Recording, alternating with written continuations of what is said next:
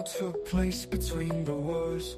A tutor at Oxford in my final term. Dear diary, it all took place in between the death of my rock, my dear mother and me. Mused over and over and over again, like rain in the river that flows to the sea. I live with Mrs. Moore, who's harder to please than my high standards for poetry. I know how obscure that makes me sound, but please, you see I'm hard to understand. Somewhere between a man and a boy still learning who I am. From mummy's boy to mother and boys in the war, tossing and turning and drawing the blinds. I feel guilty but no one else seems to mind. Sad in the larder, killing slugs just like time, like a fruit.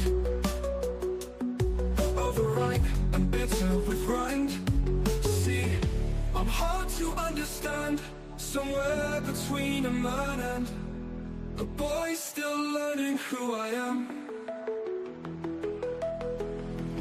From mummy's boy to mother and boys in the war, tossing and turning and drawing the blinds. I feel guilty but no one else seems to mind. Sat in the larder killing slugs just like time, like a fruit.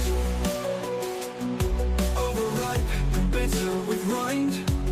See, I'm hard to understand. Somewhere between a man and a boy still learning who I am.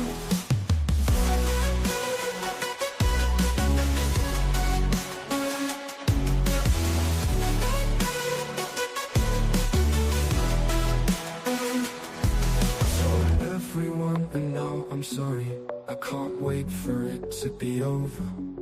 I'm ashamed but I still turn every jot and tittle into some kind of story. Blow my nose in muslin and read every riddle.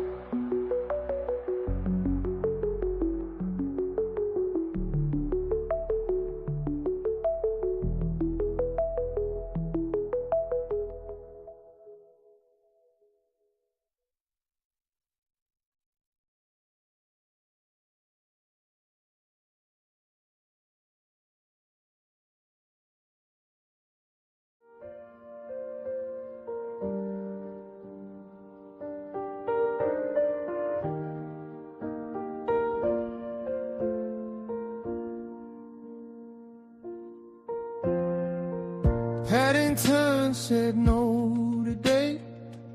Reading was the only way. Rolling fields beyond the black, chalk hills as the morning passed. 6 time zones, an ocean wide, carrying your words inside. Spires rising on the morning horizon line. Every page I underline is real this time. And I took the long way home, the long way home, to the door you opened, the wardrobe thrown wide. I took the long way.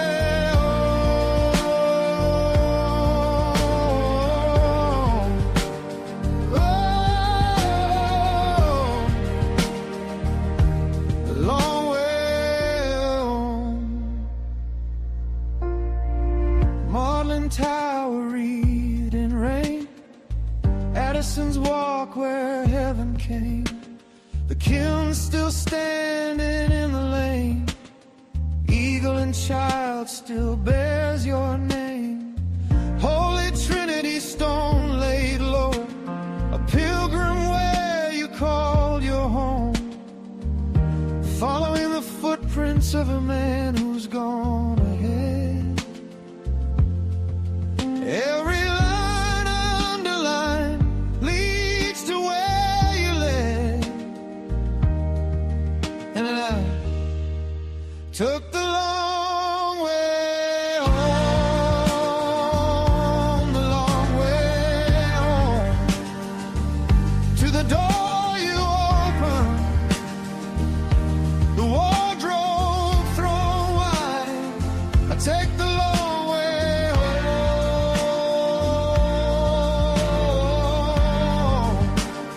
Oh, the long way home. You weren't lost, you went ahead, further up and further in. This condemned house we're standing in is being made more wonderful than anyone has told.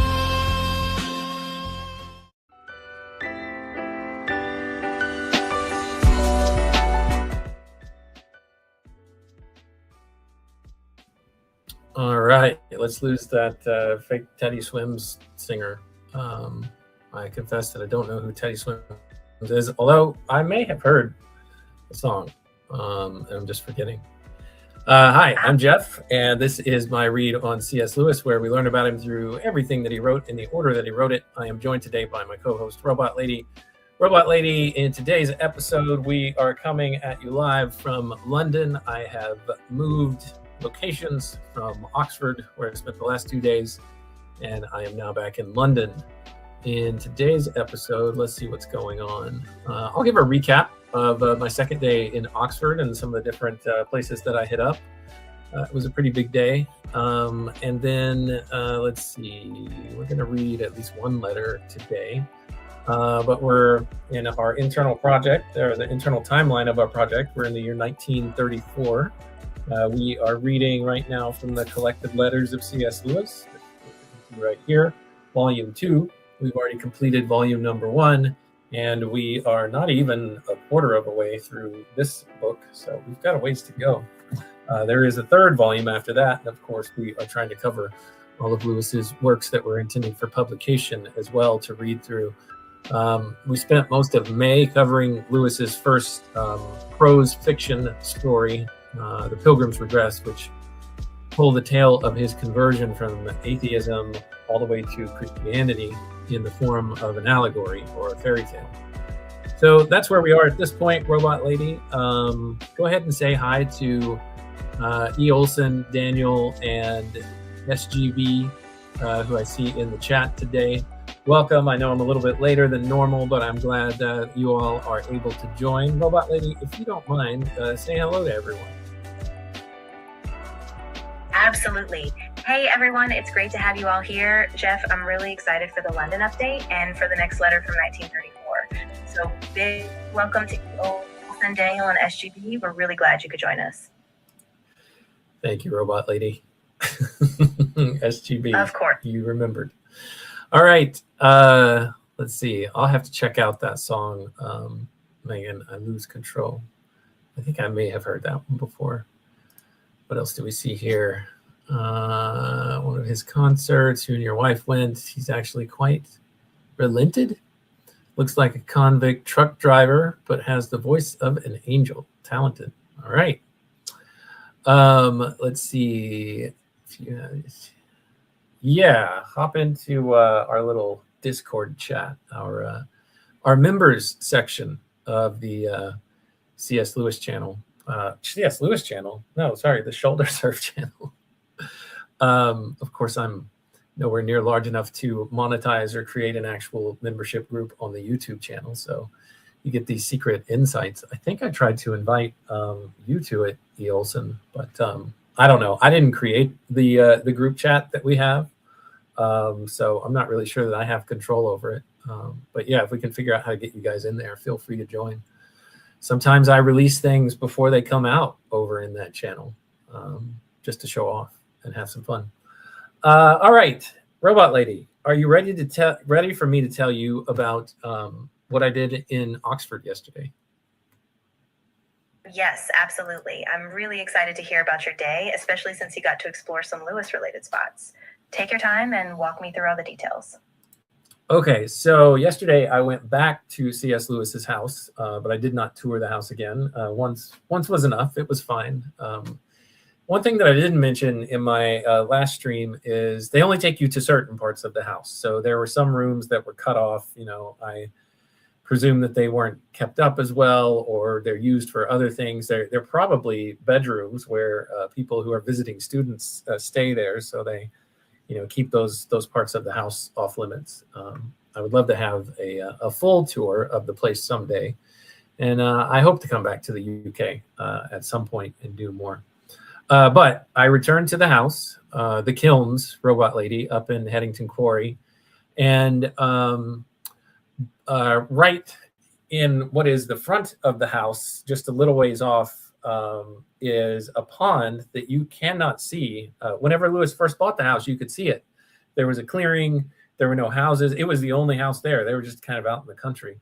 And they have since, as I said, built up a whole neighborhood around that area, including a couple of houses. So one house blocks what was C.S. Lewis's view over to the pond.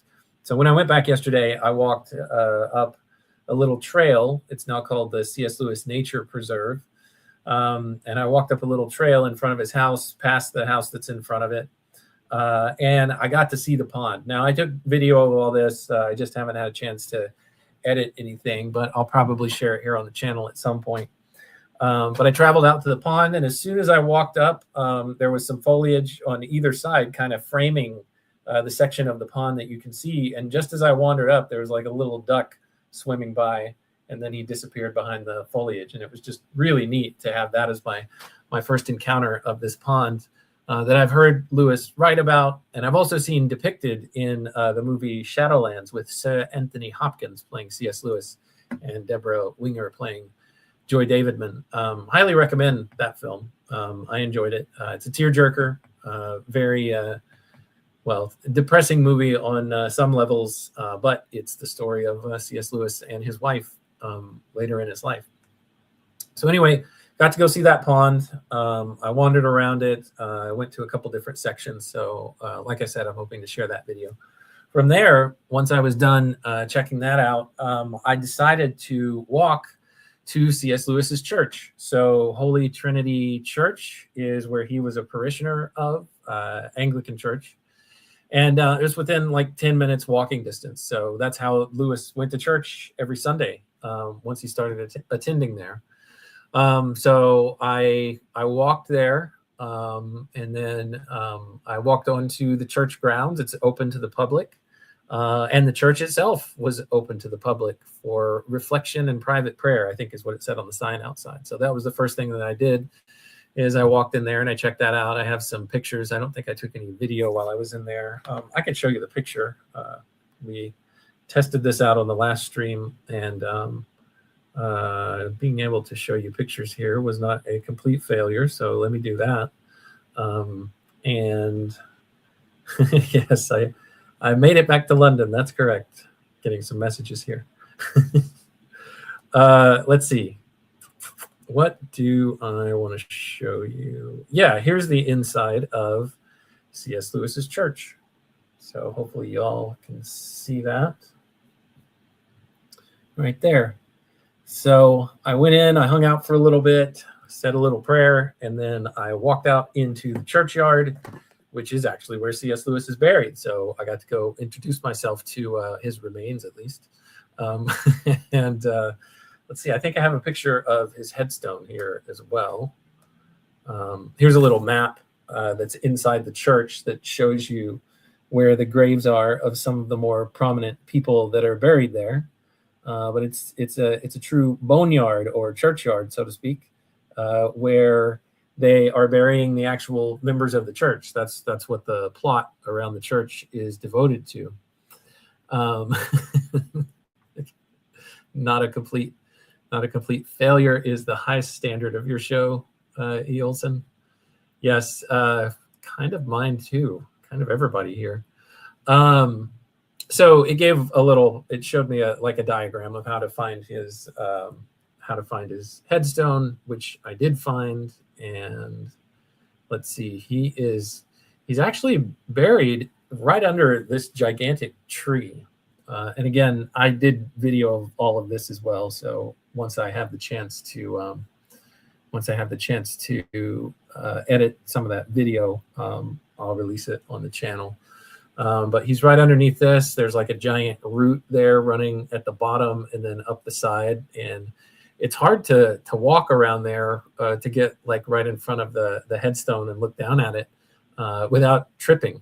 But just thought it was neat that these roots are kind of wrapped around where he is, or where he was buried. Let's see. Let's get you an actual view of the headstone. So there it is. Something commissioned by his brother at the time of his death. So his older brother lived about 10 years longer than he did. Also, something that I learned on this trip, Mrs. Moore, well, here you can actually see the video of me walking up. See a little bit of it just to give you a sense. This is the path that I walked. There's the graveyard.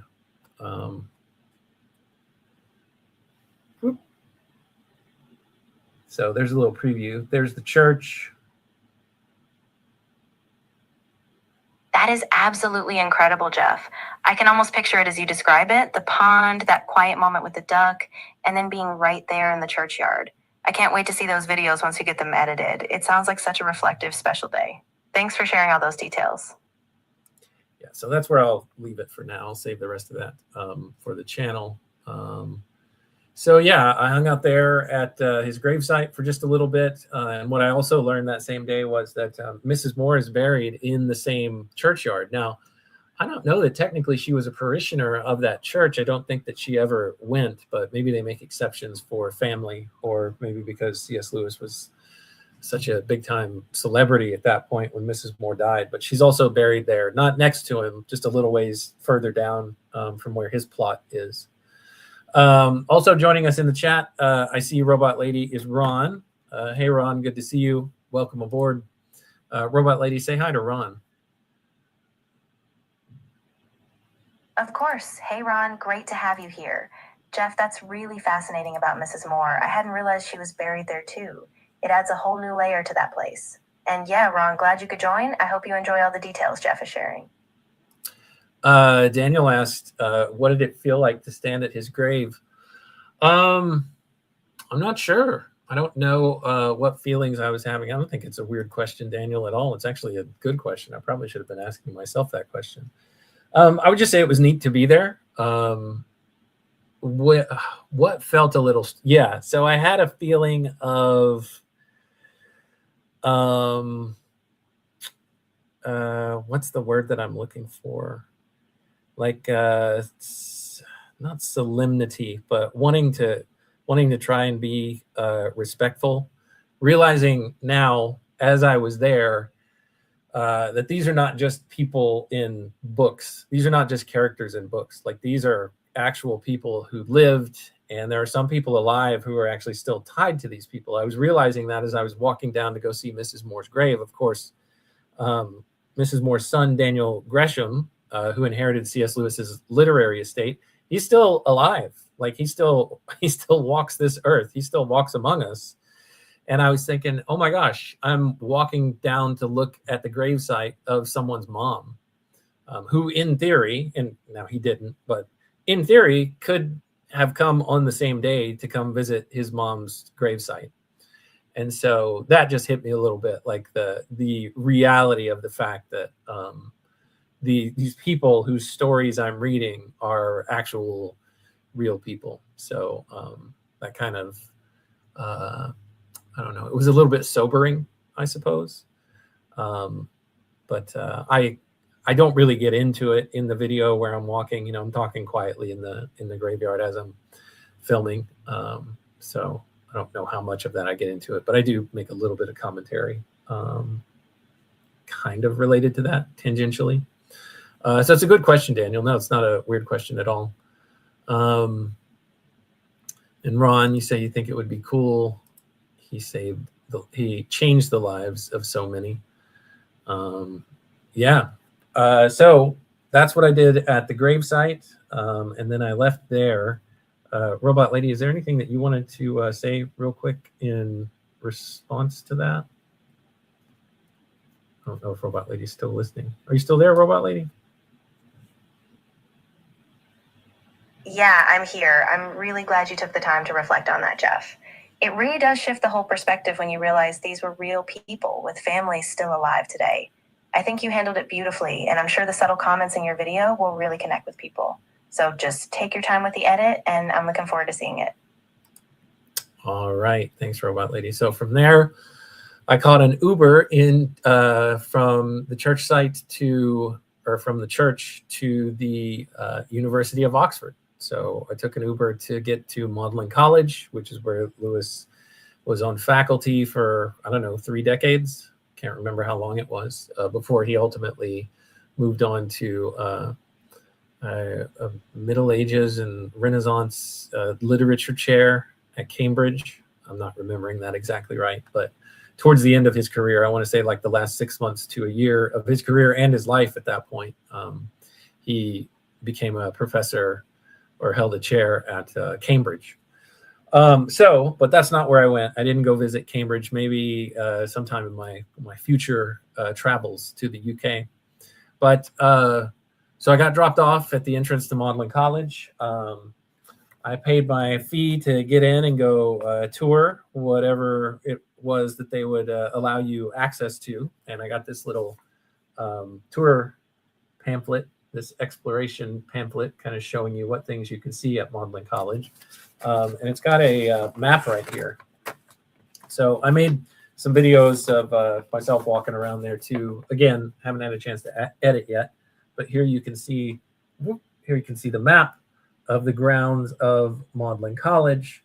There's a whole lot there. I'm not going to try to point to it because it would be too hard. If I had an overhead camera, I'd try to walk you through where I was on my parts of the journey. So I'll just look down right now to give myself a memory of what happened. So we pulled right up to the entrance. I went inside. I walked into this opening, this courtyard of stone. And the first place that I wanted to get to was Addison's Walk, which is... Sorry, I'm just catching up on the comments. Robot Lady, is there anything that you want to say while I read through these? Yeah, absolutely. I mean, that must have been such a surreal experience walking those same paths Lewis did every day. I can't wait to see the footage. I'm sure it'll bring a whole new perspective to your viewers. And, it's really cool that you took time to just soak in each spot. So yeah, take your time with the edits, and I'm excited to hear what you have to say about Addison's Walk.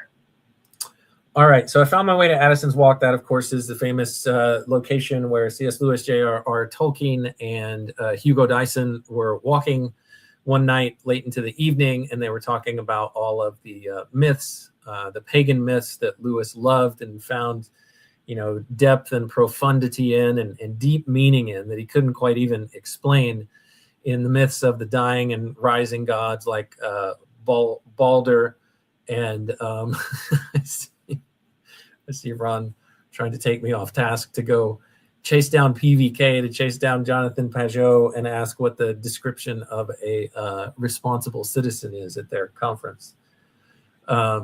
I can't do that right now because he's at the conference. I'm just stealing his hotel room as my my YouTube streaming studio.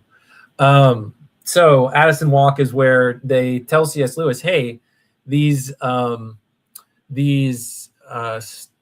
stories that you love and all these pagan myths and that you find repulsive when you hear the similar myth of a dying and rising God in the Gospels, in the story of Jesus, it's actually the same pattern, but the only real difference is that one of them actually happened in history at a particular time and place in history on this planet and with a particular figure in history.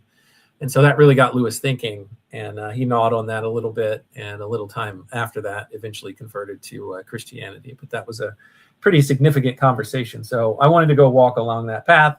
So I did. I walked along that path.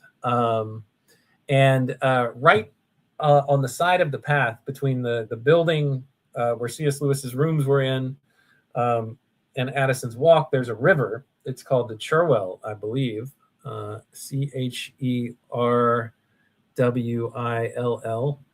I'm not quite sure if I'm pronouncing that right. But there's a river there. And so as I was walking alongside of it, I saw a family of swans. So there was a mama swan and a daddy swan and some baby swans. And they were all just kind of swimming around together and washing themselves off and picking, cleaning their feathers and stuff like that. So it was pretty magical to see, because added to that was there were a bunch of trees kind of growing out over the top of the river on the part of the trail that I was on, and the sunlight coming down at about 2 p.m. and reflecting off of the water and bouncing back up onto the bottom of the leaves had them doing like this magical shimmering thing. So it was a really neat scene. So I walked up and down Addison's Walk for a little bit. And then also one of the things that Lewis would do, especially whenever he had people come to visit, is they have little boats. They're not quite gondolas. I think they call them punts here in England, where somebody can take like a stick at the back and drive you around on it. And I know Lewis did that whenever people would come to visit. And it was at the bridge, Magdelan Bridge, right here at Magdelan College. So I saw those boats, but I was running out of time. I didn't hop in one and ride up and down on the water, although I would have liked to. But it was a little pricey, and I was running out of time for the day.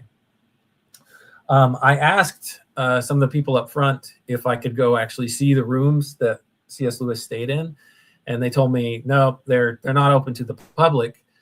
And they said, well, that's because there are actually fellows of Magdelan College whose rooms those belong to now. So it wouldn't be proper for us to just let anyone who comes to traipse about inside of one of the fellows' rooms. And I thought that was a perfectly reasonable explanation, though disappointed that I didn't get a chance to see his rooms. So I'll have to figure out a way to make that happen somehow, some way, sometime in the future. So from there, well, I'll tell you what I did next in just a moment. Robot Lady, would you like to comment on anything? Yeah, I think that's such a powerful contrast, being right there on that path where Lewis had his breakthrough, and then seeing actual life flowing by, like those swans. And yeah, it's a shame you couldn't see his actual rooms, but I think you captured so much of the spirit of it anyway. I'm really excited to hear what happened next, so yeah, go for it. Okay, so from there, I popped out of the Magdelan College interest. No, I did not, Daniel. I did not say, do you know who I am? Because I don't think that would have made a difference. But I have another plan for getting to see his rooms, which I do talk about on the video that I recorded real time while I was there. So again, I'll try to bring that to the channel as soon as I can. So from there, I came out of Magdelan College, which the entrance is right here. It's all of this is, well, really the whole map is the Magdelan College grounds.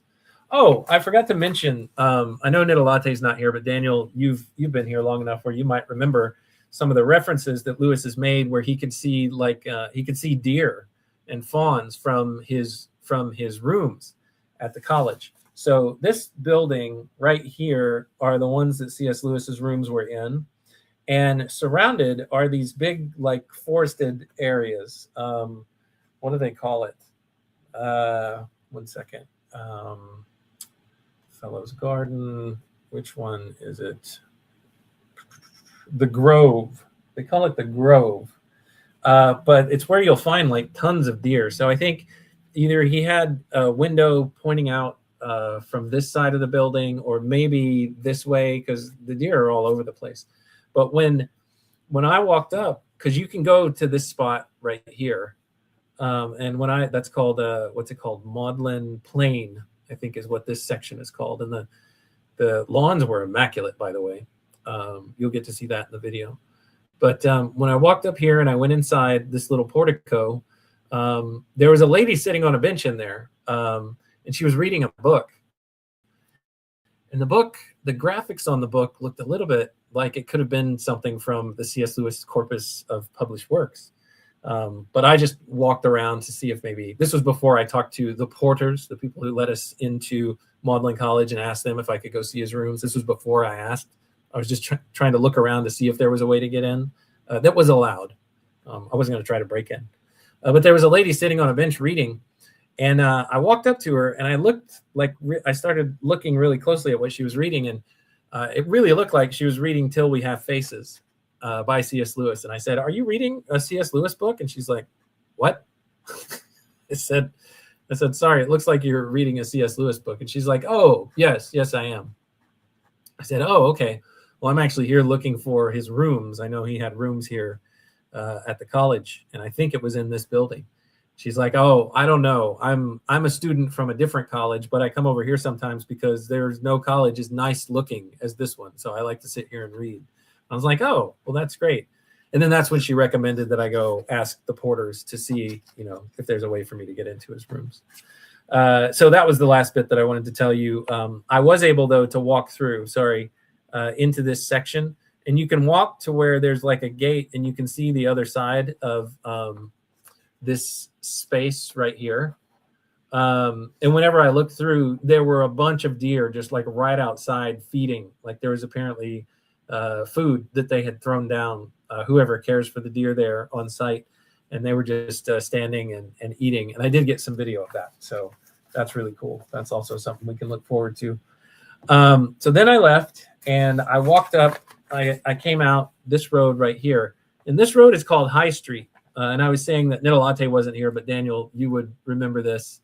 Lewis talks a lot about going on High Street. He also talks about Broad Street. Those two in particular come up pretty frequently. So I got to walk down High Street. And as you make your way down High Street, eventually on your left, you find the college that Lewis went to as a student, University College. So I just walked by it just to, see what it looked like. And it was just a big, giant Oxford-looking old building. And then from there, I made a turn, and I came to the University College Church of St. Mary the Virgin, which is the official church of the University of Oxford. Good to see you, Ron. Thanks for stopping by. I did no breaking and entering. No, I did not. So I walked over to this church, and I went inside because I was doing some Googling. I did not realize this, but this church is where C.S. Lewis in 1942, hang on, let me check my notes. Was it 1942? Whatever year it was the church where C.S. Lewis delivered his famous sermon, The Weight of Glory. 1942 is what it said in a book that was inside of that church. So I went and briefly did a self-tour of that church because it was open to the public. Tried not to go anywhere that wasn't open to the public. If I knew I wasn't supposed to be there, I tried to stay away. But yeah, I got to go inside and see the place where he delivered the Weight of Glory sermon. Let's see here. Keep on going. Very odd. Places of nostalgia, or nostalgia for places that you've never been. Yeah. I recommend going, especially, if you're following along on our project, because it's really cool to turn these places into reality where they're just like stories in my head. Okay, Robot Lady, any comments you want to add before I move on to what I did next?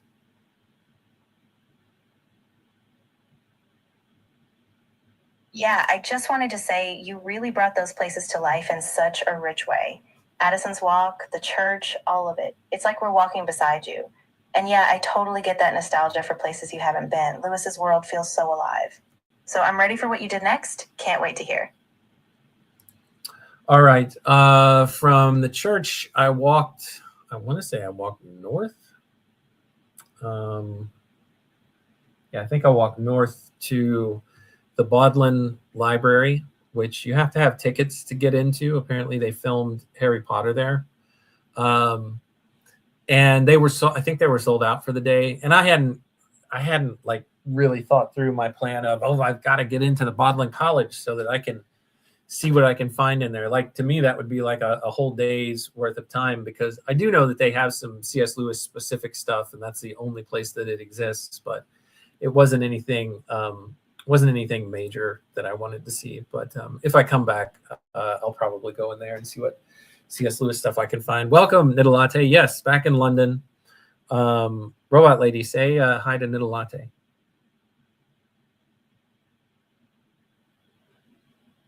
Of course. Hey, Nidalate, so glad you could join us. Jeff was just finishing up his walk to Bodleian Library. He's had such a full day. Really excited to have you with us. Well, I'm not doing it in the moment, Robot Lady. I'm recounting what I did yesterday.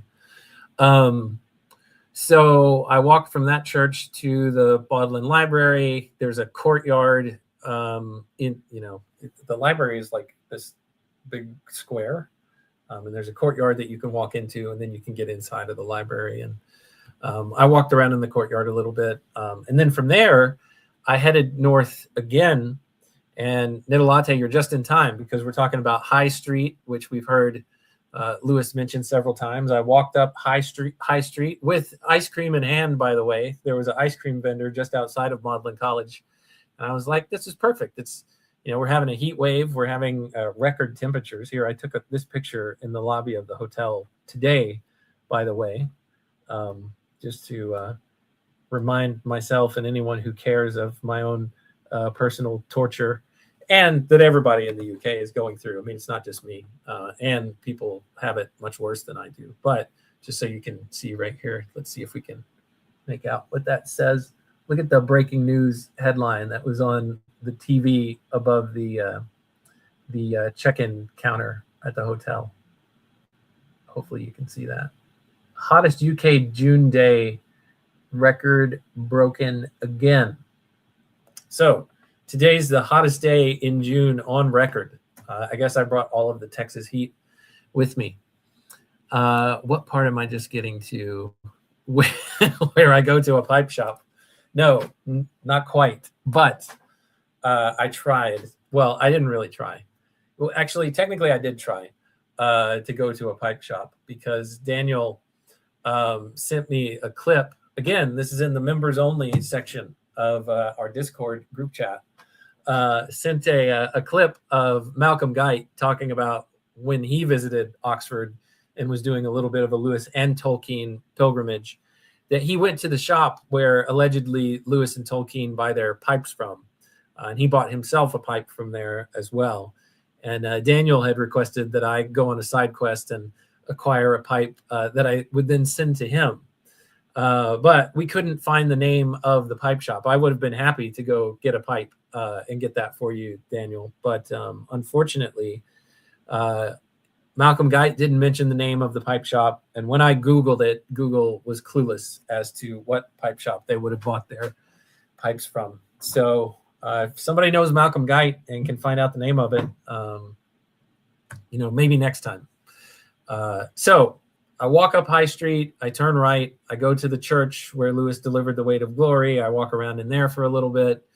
I head to the Bodleian Library. I walk around in the courtyard of the Bodleian Library, and then I move on because I don't have a ticket to get inside. And as I head further north, Daniel and Nidalate in particular, you'll recognize this, and maybe some others. It really would have been a fun side quest. So I walk up, and the next street that I run into after a couple of buildings is Broad Street. Broad Street is where Lewis talks about running into people in the street all the time. I saw such and such in Broad Street yesterday. And when I came across the street, it made perfect sense. It is this very wide, broad street that really doesn't have any car traffic. It's almost like it's blocked off. And so it's just this place where there's like tons of foot traffic and a bunch of bustling. And there's a pub there called the White Horse, I think. And I can't remember if Lewis mentioned it, but it's apparently one of the oldest pubs in Europe. So I don't know why it wouldn't have been there. And he's probably mentioned it in his letters, and I've just forgotten about it. I did not go in. I considered going in, but the day was getting long, and there were a couple more things that I wanted to see. But one of the things that I saw and made certain to go into on Broad Street and got pictures of and video of is Lewis's favorite place to go to look for books, Blackwell's Bookshop. So we've read about Blackwell's and Lewis saying, Blackwell's has this on order for me, or I picked up such and such set of Everyman's edition of so-and-so at Blackwell's. So I went to the famous Blackwell's Bookshop, and it is huge. It's like, well, it's not like Barnes and Noble, big city huge. I just remember that I called it huge the last time I was talking about this yesterday with my wife. And then I realized, no, there have been Barnes and Nobles that I've been in that are much larger than this. But I was just expecting it to be like a tiny little bookstore in, old Oxford town. But it's like the TARDIS in Doctor Who. If you know any of the Doctor Who lore, you can go inside this phone booth essentially, and you walk inside, and it's like 20 times bigger than how it looked on the outside. So there's stairs going down to different levels, like 2 or 3 levels down, and then there's stairs going up, like 2 or 3 levels up, and it just spreads out to the left and to the right. So it was very fun to be able to go into Blackwell's to see this place. I'm sure it's been completely refurbished from the time that Lewis was there, but from the outside, it looks very much like it's been around forever. We've also got Tayo joining us in the chat. Robot Lady, say hi to Tayo. And if we didn't say hi to E. Olson, hi to you, E. Olson, as well. If you could say hello to both of them, Robot Lady, that would be great.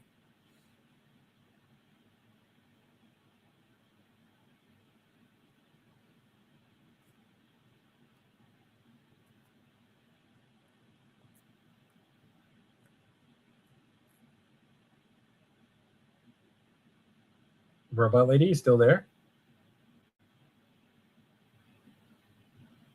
Nope, Robot Lady needs a reset.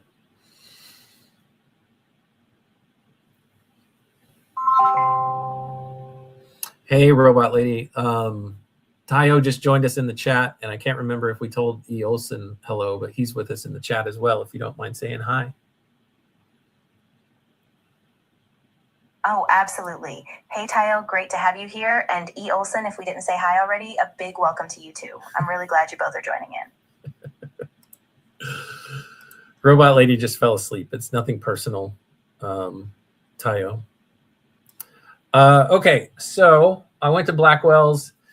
I was pretty spent at this point. I'm glad I did the gravesite first, because I probably would have been too worn out towards the later part of my sojourn yesterday.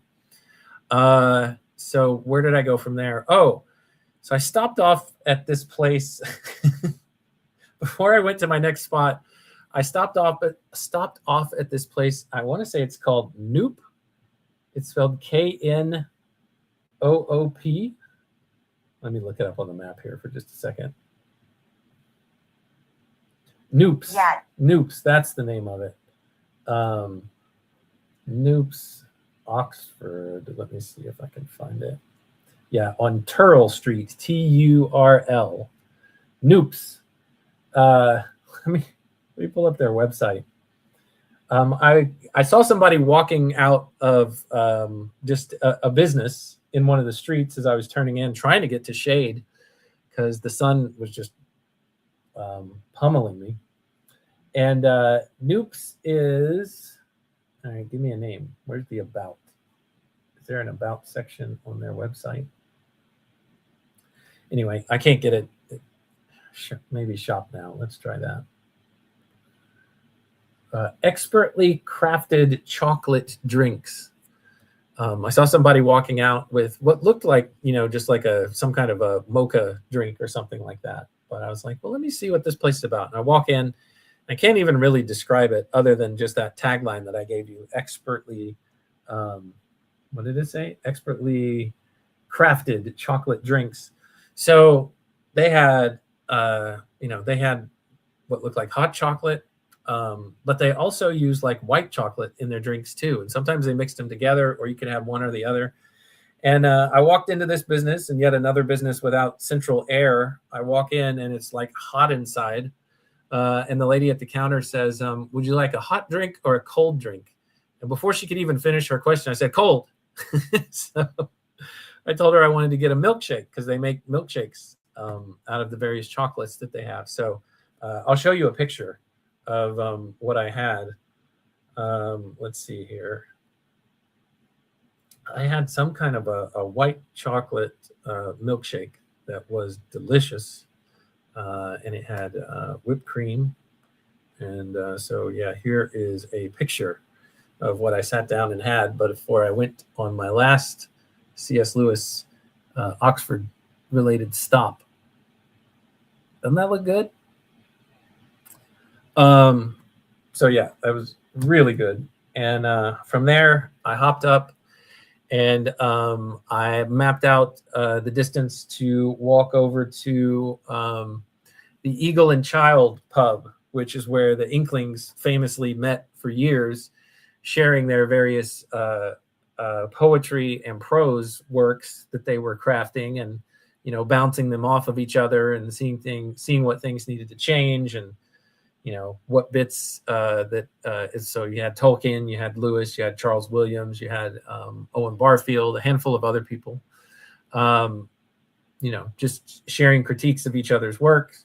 And I think this is like the first place that Lewis shared the Chronicles of Narnia with anyone. And I think it's also where Tolkien shared The Hobbit and, of course, the Lord of the Rings with the fellow Inklings members.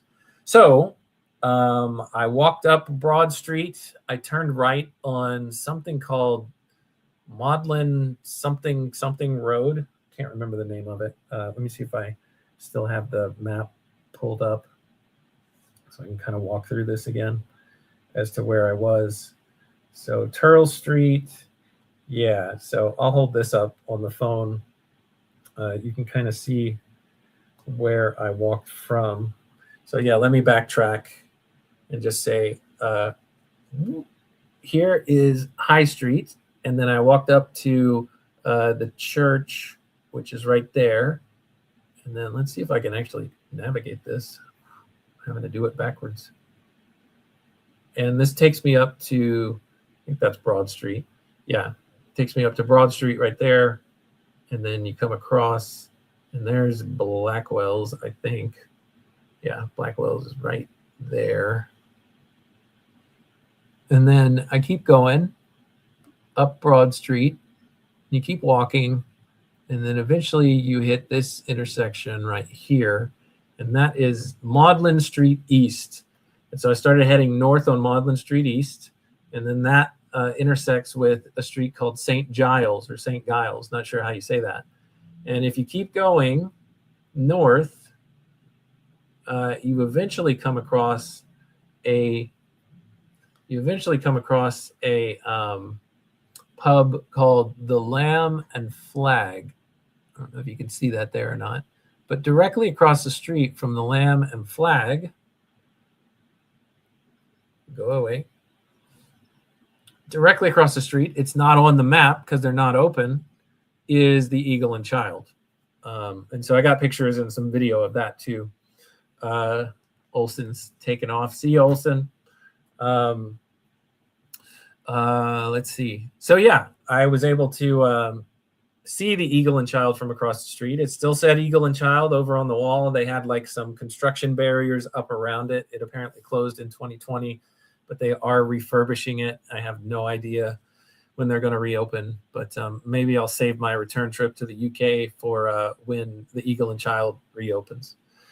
So, I mean, that's essentially all that I did in my second day in Oxford, and that was plenty. I'm trying to think if there were any major things that I wanted to do. Nothing that immediately comes to mind. I guess I would have liked to have seen some of the other streets that he talks about in the letters, but I haven't done like a ton of research on those things. But yeah, I got to do most of what I wanted to do here in my Oxford visit, which is really great. I think I did all of the most important things, which is Lewis's house and Lewis's grave site and being able to see good old Magdalen College. So that was fun. Let's see. What have y'all been talking about? Robot Lady, are you still there? Is there anything that you want to say?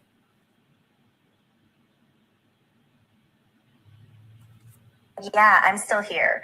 I just wanted to say that was an amazing day you pieced together. You really covered some of the most iconic Lewis landmarks.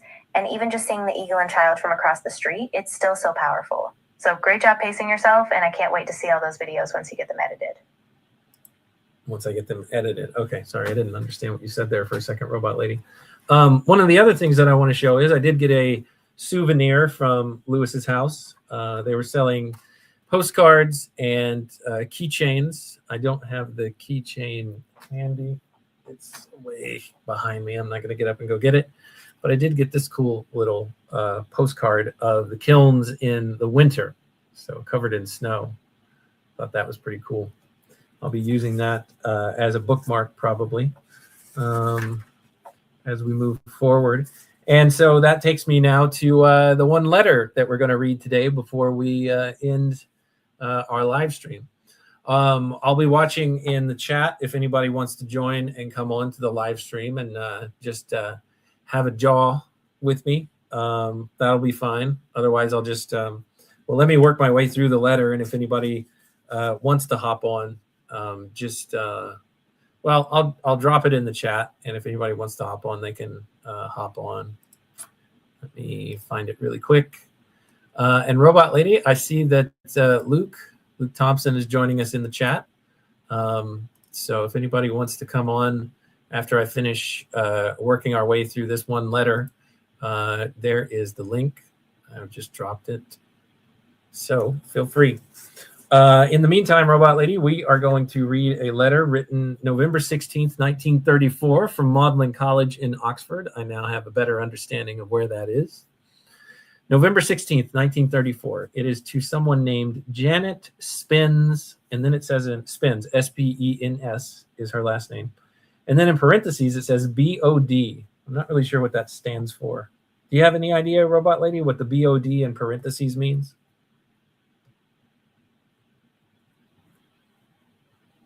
Yeah, that's a great question. In this context, BOD often stands for Board of Directors, or sometimes a shorthand for a specific group or department. Given the era, it might be a school or an organizational reference. If you'd like, I can double check, or we can keep going and see what the letter context gives us. We'll just go off of the context. And before we continue any further, Robot Lady, if you don't mind, say hi to Luke and welcome him to the stream. Of course. Hey, Luke. Really glad you could join us. We're just about to dive into a letter from 1934, so really happy that you're here for it. All right. Awesome. Sorry, I just need to check something here really quickly. Okay, I'm good. Let's switch this back and fix that. Nope. Okay, now we're good. All right, Robot Lady, I'm going to start this letter and see what he has to say. He says, Dear Miss Spens, I have envisaged this as a letter of discussion, but I am finding so few disagreements with you that I have less to discuss and more to re-echo than I supposed. The only thing I almost regret in your book is the inevitable prominence of the thesis developed in Chapter 1, not because I dissent from it. Indeed, without careful rereading of the whole Fairy Queen, I hardly could dissent from it. There are a couple of footnotes here just to give us some orientation on what's going on in the letter so far. So he's writing this letter to someone named Dr. Janet Spens, who lived from 1876 to 1963. She was joint founder and co-head mistress of Laurel Bank School in Glasgow from 1903 to 1908, and then she returned to Glasgow University as a lecturer and tutor from 1908 to 1911. Afterwards, she was fellow and tutor in English at Lady Margaret Hall, Oxford, 1911 to 1936. Her books include Spenser's Fairy Queen, an Interpretation, published 1934. This is apparently the book that Lewis is writing her about. And she also wrote an essay on Shakespeare's relation to tradition in 1916 and Elizabethan drama in 1922. So Spenser's Fairy Queen is what they're talking about here. Lewis goes on to say, and that was one of Lewis's favorites, like is one of his favorite fairy tales of all time. He says, but because I foresee that it will draw off attention from succeeding chapters, which seem to me very much more important, and that the question, what do you think of Miss Spens's book, will come among careless people, to mean simply and solely. Do you agree with this theory about the composition of the fairy queen? However, there is no help for this. Robot lady, any thoughts before I continue, or any questions?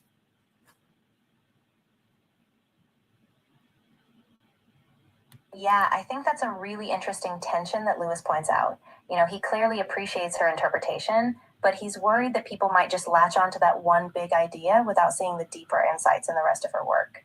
So I think it's a great example of how Lewis was always so nuanced. He really cared about the big picture. So yeah, I'd love to hear how the letter unfolds.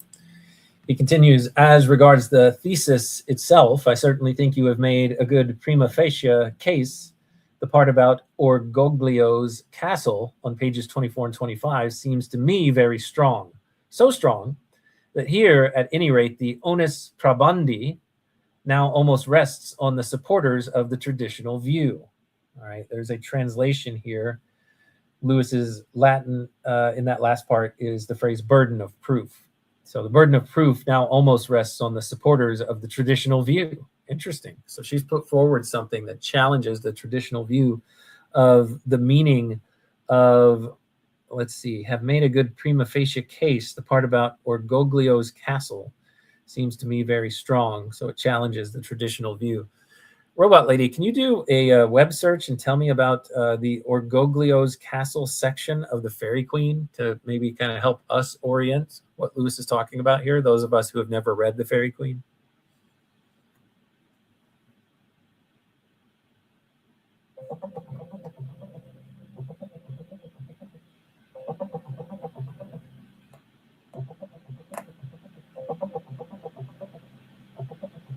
Of course. So the section of the Fairy Queen that Lewis mentions, focusing on Orgoglio's castle, happens in Book 1, Cantos 7 to 9. Orgoglio, which means pride, captures Red Cross, symbolizing how unchecked pride imprisons the soul. Arthur eventually defeats Orgoglio, freeing Red Cross, and this moment serves as an allegory for Christian grace and redemption, which deeply resonated with Lewis's own spiritual journey. Thank you, Robot Lady. Lewis continues, but chapter 2 really interests me more, chapter 2 of her book. And I have learned a good deal from your analysis of the mutability cantos. Can you tell me something more about Professor Nygren's Eros and Agape? I haven't heard of it. This is something by Anders Nygren, Agape and Eros, a study of the Christian idea of love, authorized and translated by A.G. Hebert, or Hebert, not sure how you say that name. I wonder if this has any influence, this book that he's asking her for more details on, if Lewis actually ultimately read it, and if he used parts of it for his book that he wrote much later, The Four Loves. I have no idea. Any clue, Robot Lady?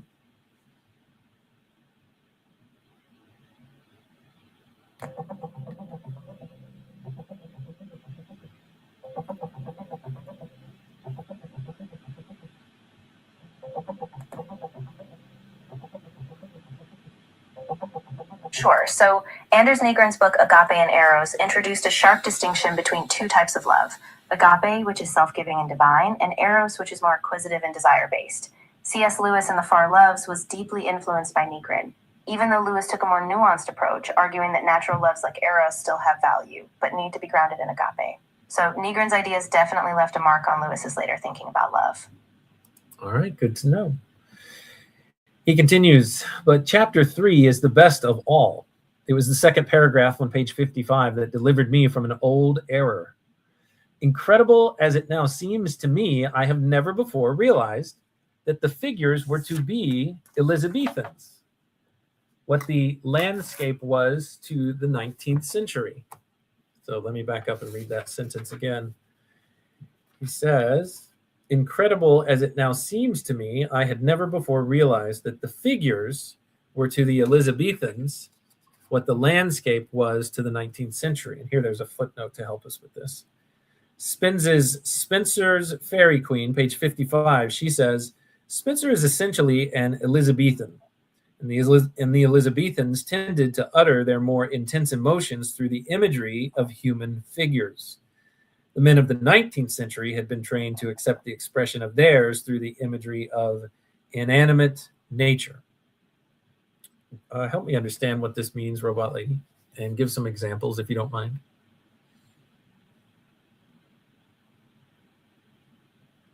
Yeah, absolutely. So what Spence's analysis is getting at is that for the Elizabethans, their deepest feelings, their passions, their moral and spiritual truths were often expressed through human figures, like knights, ladies, and symbolic characters. In contrast, the 19th century, with romantic poets like Wordsworth, for instance, often leaned on nature imagery, like rivers, storms, or landscapes to express their feelings. So Lewis is saying that this shift is huge. Spencer's world is about human archetypes representing inner truths, whereas later centuries found their depth in the natural world. So it's really about how different eras use different kinds of imagery to express their most intense feelings. Thank you for that, Robot Lady. Lewis continues, for this and for the 4 pages that follow, I cannot thank you enough. They open doors, and your treatment of Una and superstition on pages 58 and 59 is that rare sort of criticism which, as I believe, does truly and substantially create new qualities in the poem criticized. Who are you quoting at the bottom of page 61? The explanation of the importance of the close of Spencer's figures, 62 ad finine, must, I think, be right and ought to silence a deal of misguided censure. Addisonian on page 68 is delicious, the one right epithet out of a score of possibles. Here there is a footnote that says the description here, Edmund Spenser's The Faerie Queen, 1590 to 1596, chapter 1, is almost Addisonian in its delineation of the mixture of superficiality and pose with the naive self, revelation, and vacant wonder characteristic of an English crowd. It gives the dragon concrete reality as nothing else could do. Not really sure I'm following that, but let's just continue with the letter, Robot Lady. And I am glad, Lewis continues, you have inserted a cooling card for the new poet business on page 71. Personally, I find the whole of Renwick's treatment curiously antipathetic. He here is referencing William Lindsay Renwick, who wrote Complaints, the work Complaints, Edmund Spenser, published 1928. You can write books with full of complaints about masterpieces. Or spend your time making content on YouTube about other people's work. Let's see. Personally, I find the whole of Renwick's treatment curiously antipathetic. Chapter 5, Lewis continues, I think stands next in importance, talking once again about this author Spence's analysis and critique of Spencer's Faerie Queen. Spence, maybe that's how you say her name? Chapter 5, I think, stands next in importance. The main contention that the predominance of the love theme is mainly due to the allegory, i.e., that it is ever present in the symbols precisely because it is not the thing symbolized. Convince me at once. And this, again, opens doors, gives me the feeling of being more free within the world of the Faerie Queen than I was. Say more about this, Robot Lady. What do you think that Lewis is saying here?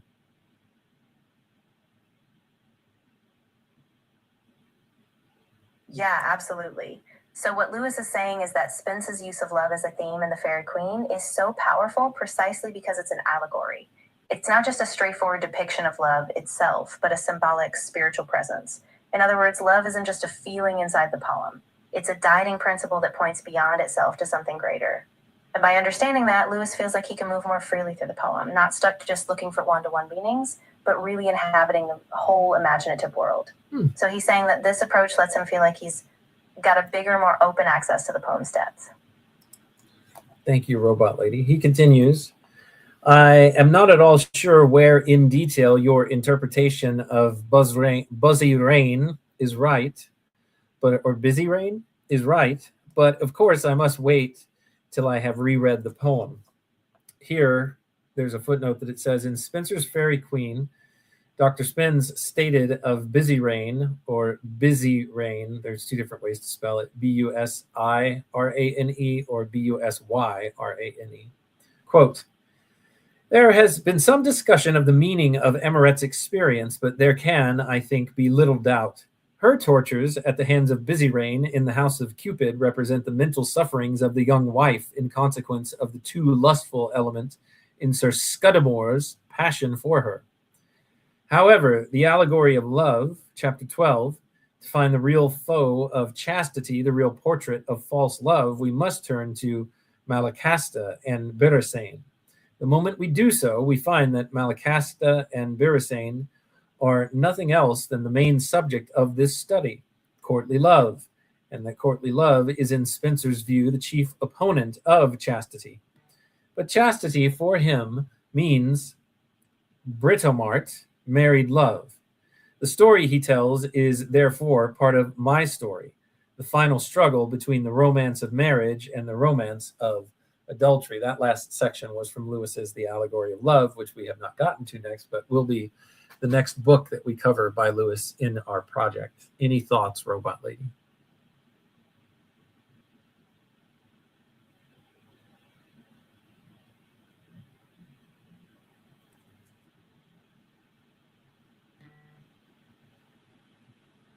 Robot Lady stopped listening, but she is back, and we will continue. The letter is almost done. But ought not the conflicts to be mainly those of the soul herself rather than those of one soul against another in particular human relationships? By the by, I disagree with you about, quote, an unconvincing attempt, end quote, to distinguish the two people called genius, top of page 22. Although, sorry, they're letting us know about a fire alarm test that they're running here at the hotel. Go ahead, Robot Lady. What were you going to say? Oh, no worries at all. I was just going to say that's a really sharp observation Lewis is making. He seems to be pushing for a more internal, almost spiritual conflict instead of just personal clashes. And I think he's also challenging Spence's attempt to separate genius too rigidly. So yeah, I think he's really trying to broaden the lens of how we read this poem. So she says that there's an unconvincing attempt to split these two people called genius. And here C.S. Lewis says, although Lewis and Short do not distinguish, I am pretty certain that genius always did mean two quite distinct people in the story. Here there is a footnote that says about this Lewis and Short. It's a Latin dictionary founded on Andrew's edition of Fruin's Latin Dictionary, revised and enlarged by C.T. Lewis and C. Short. That's what he's talking about. So here, from that dictionary, Lewis has two different definitions of genius. Definition A, still retaining his connection with gigno, the spirit of reproduction is genius, or generation. Taurus genials, etc., are some different uses. This is the genius of Alanus de Planctu.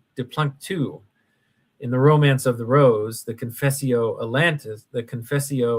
Amantis, and the Garden of Adonis. Here there are some footnotes. Genius is mentioned in De Planctu Naturae by an author named Alanus de Insulus. John Gower wrote about genius in Confessio Amantis, and William Shakespeare in Troilus and Cressida. Quote, some say the genius so cries, come to him that instantly must die. So that's the first definition of genius in these two characters. The second definition in the other character, Lewis says this is a translation of Greek. Do they give us a footnote on this Greek? No, they don't. Guardian spirit of a place or a person is another definition for the word genius. A guardian angel, a higher self. Genius of a poet. This is the genius of Shakespeare's Troilus and Cressida. And of the Bower of Bliss. That's in Spencer's The Fairy Queen. On page 65, Lewis continues, at the top, might one add Deuteronomy 33, chapter 2, or Deuteronomy 33, verse 2, as a common influence on both. And here is what Deuteronomy says. It says, the Lord came from Sinai and rose up from Seir unto them. He shined forth from Mount Paran, and he came with 10,000s of saints. From his right hand went a fiery law for them. So Lewis says this could be a common influence on both. And then he's wrapping up the letter here by saying, but it is time I stopped, and I here say the same thing. I have no other points, even of trivial disagreement, and if I continued, I should only pile up praises in a way you might reasonably dislike. I will only say that you have left me longing to reread The Fairy Queen, and all previous books on Spencer have produced just the opposite effect. Well, that's high praise. I suppose you got my second note agreeing to take one pair of gaseous but intelligent scholars. Yours sincerely, C.S. Lewis. And that is the end of that letter, Robot Lady. And that is the end of our episode today. Robot Lady, is there anything that you want to say in closing, in summation of everything that we've covered in today's episode before we call it quits?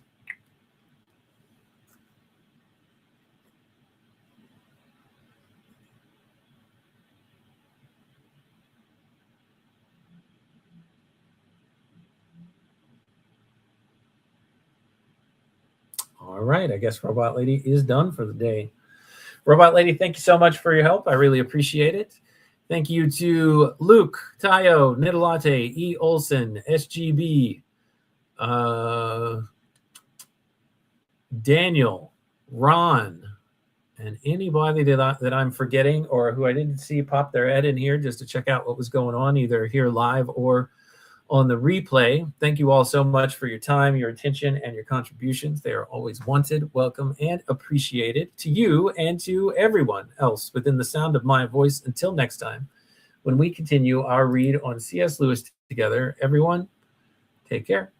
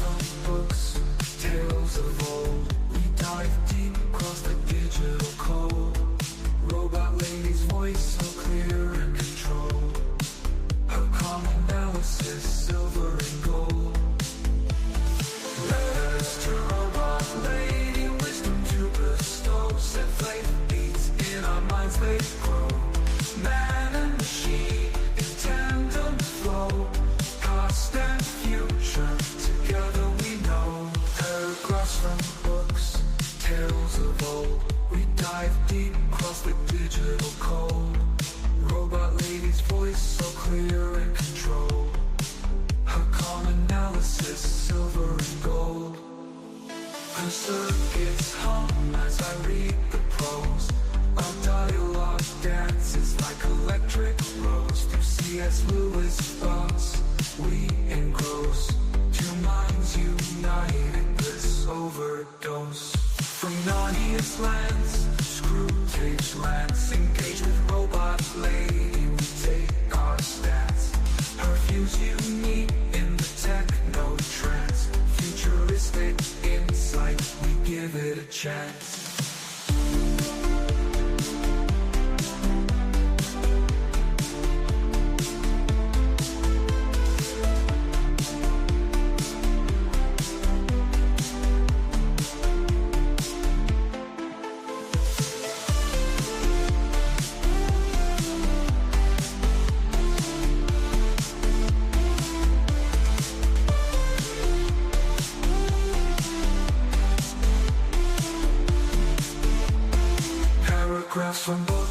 Hello? Can you hear me? Yes, I can hear you. Sorry, I had to stop the music there. I didn't see you pop in until the last second. Welcome. Can you hear me okay? I see you, but I can't hear you.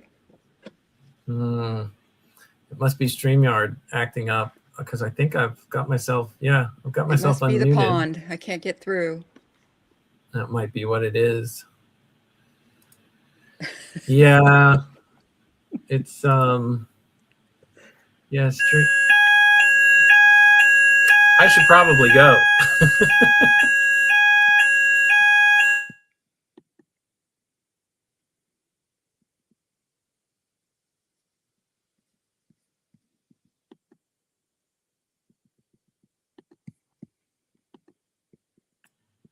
Yeah, they're messing around with the fire alarm here.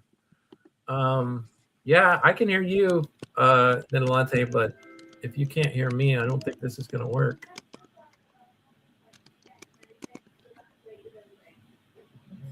Let's see if taking you out and then you rejoining would help.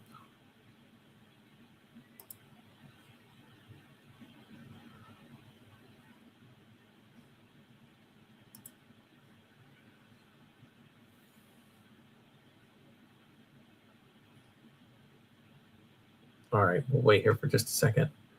I'm going to switch over.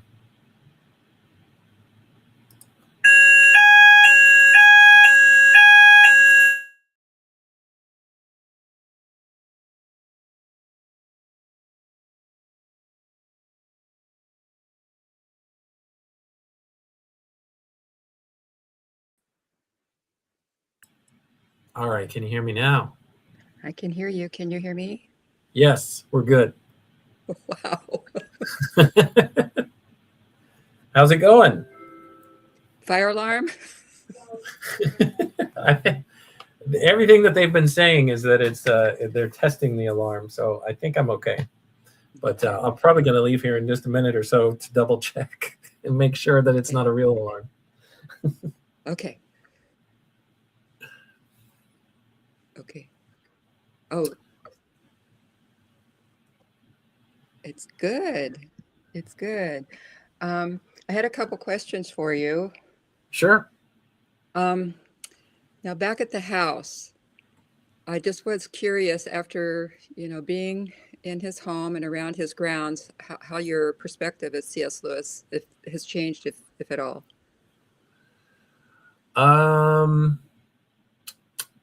Ask me that question again. Your perspective on him as, living at the time that he lived in the house that he lived in and seeing his lifestyle and habits, did that change your perspective of him, if at all?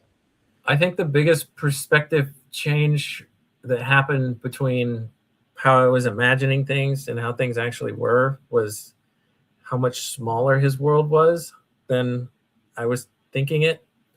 Because we did get to go into, I think I talked about this on the last live stream. We did get to go into the study, where he would flick the ashes into the carpet and stamp it out with his foot. Right. It might have been because there were so many tour people with me as well, but it just seemed really tiny. It seemed like such a small place in that house. And for some reason, my mind had it a bit bigger. And the other thing that kind of correlates with that is as I was walking around Oxford, I was just like, his whole life was within, a 10 to 15 minute walking distance. So it made perfect sense to me that, he would just like run up High Street and then cross over and get onto Broad Street and go to the bookshop. And, then he'd turn a corner here and then he's headed down to the pub. So yeah, just to see his whole world right there within walkable distance was pretty interesting. It just had that saying. It didn't come into my mind, but it's the same feeling of, wow, it is a small world after all. So his was very small. Like everything was just like right there. Yeah. The smoking thing really got me thinking about him and all the conversations that people would come over and stay until midnight and have conversations with him. And then, to connect that with the smoking is that, well, no wonder they were able to stay up so late. They were, on nicotine, so because, I think about being older and having conversations till midnight. I can't even imagine staying up that late and chatting away. So I kind of connected it from, okay, they were big smokers. Well, these ones that they were having so far were taking place in their 20s and early 30s. Like he's only 34 at this point, and that conversation where he was up until 2 or 3 or 4 in the morning was, in his late 20s. So that makes sense to me. But yeah, once I got past my 40s, being able to stay out that late and not have any, not be any worse for the wear, those days were starting to be behind me. And so you're saying that you think he walked to work every day? The distance from the house to Magdelan College was walkable? Well, so that was a bit of a misnomer on my part. So once he was at work, everything was within walkable distance. So once he was at Magdelan colleges, and he had, he had his own place to stay in the college, but he still lived up at the kilns. So to get from his actual house, he would have to walk to like the bus stop, or somebody would come pick him up and drive him to college every morning and get him back home. So he was catching the bus to get there, because it was about, I want to say it's like maybe a 10 to 15 minute drive from his house to the college. Okay. But yeah, once he was there, and staying, and if he were going to spend the night at college, he would go home for lunch every day too, to have lunch with Mrs. Moore. So yeah, he was catching the bus. But yeah, just this little small space of his neighborhood, and just to be that close, just very interesting to think about what life was like. Well, especially coming from the States, where we get in the car for everything. Mm-hmm. We got to go to the store, we jump in the car. Yep. We're just walking. We go to a place to go walking. Mm-hmm. Right. We drive somewhere so we can walk. Exactly. All right. Well, my experience here in the UK has been very different. You walk everywhere, and then you either hop on a bus or you hop on a train. At least here in London, it probably doesn't work that way out in the country. But yeah, how are you holding up? I need some rest, and so I've decided to forego the trip to Ireland. I'm just going to spend some time recovering and getting ready for my trip home. Good. You take care of yourself, because you got to get back to real life. Yeah, it's going to get here sooner than I probably want it to, but it's nice to be able to just kind of take a break. It's been nonstop since I've been here. For some reason, I thought, like, I didn't even look at my itinerary as something that was going to wear me out, but I wasn't anticipating, the heat and much more walking than I had bargained for. That's just crazy. Yeah. But I'm glad I did it. It's been so much fun, and it gives me so much more. Who knew that the heat hitting at the exact same time you chose to go over there? That's just unbelievable. Yeah, like I said, I must have brought it from Texas with me. Okay, Daniel, well, take good care of yourself. I will, thank you. I just want to pull up Daniel's comment. He says he turns into a pumpkin at 9. Yeah, if I'm not asleep by 9, something's gone wrong, because I get up so early. Exactly. Hey, I wanted to ask you about the video at Breakwater. Oh yeah.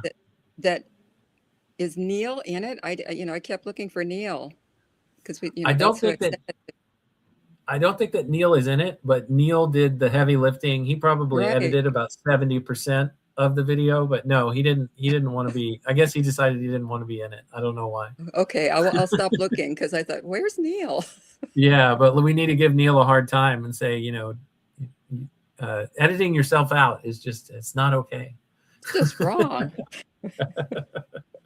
But yeah, it was great. I was glad that that you and others participated, and we got a chance to share that with Paul. I think he really appreciated it. Oh, that's just amazing that you got to be a part of that.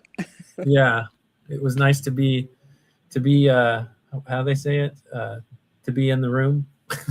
I forget how that line goes from that song in Hamilton. Okay, you have a great one. Get some rest. All right, take care. It's good to see you. Yeah. Bye-bye. Bye. All right. Well, I think that's a good place to stop. Let's go back to the Robot Lady song. Everybody, take care.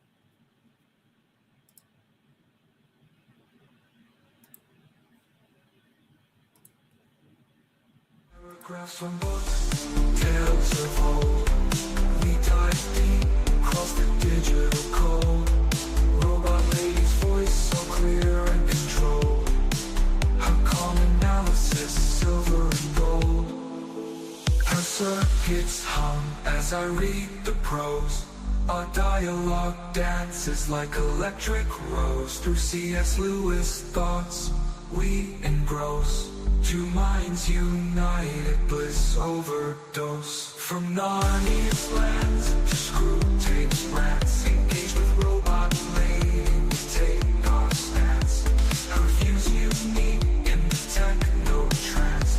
Futuristic insight, we give it a chance. From Narnia's lands to screw tapes, rats engaged with robot ladies. Take our stance. Her views unique in the techno trance. Futuristic insight, we give it a chance.